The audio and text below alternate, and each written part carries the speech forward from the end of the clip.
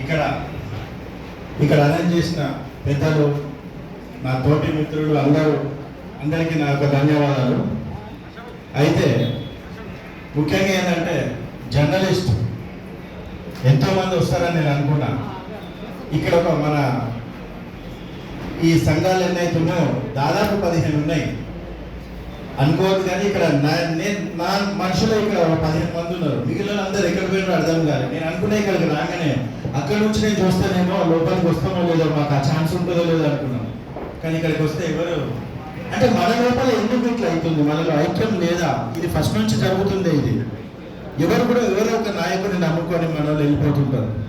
మనలో ఐక్యత లేదు అని ఖచ్చితంగా నేను చెప్తున్నా. ఎవరేమనుకున్నా పర్లేదు. ఇప్పటికైనా కూడా ఈ యొక్క కార్యక్రమాన్ని పెట్టింది చాలా సంతోషం. ఎందుకంటే ఇండియా నిరూపించడానికి.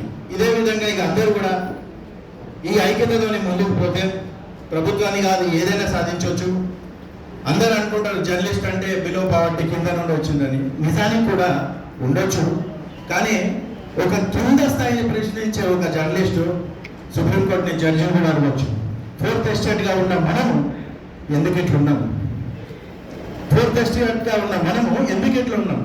మనని మనమే ఏది ప్రశ్నించుకుంటలేము, మనని మనం అడగట్లేదు, మనం గవర్నమెంట్ మీద తిరుగుబాటు లాంటివి ఏం చేయట్లేదు. మన కోసం ఇది కావాలని ఎప్పుడు కూడా ఏం చేస్తున్నామో అర్థం కావట్లేదు నాకు.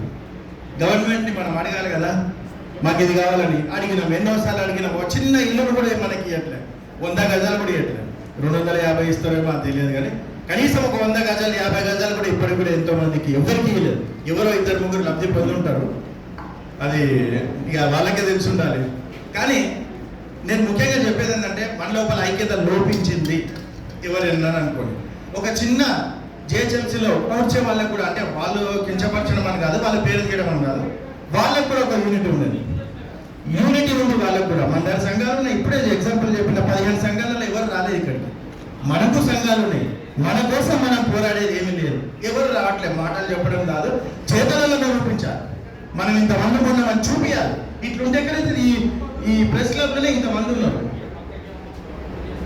ఎవరు ఎక్కడ పోయినారు? అందరూ.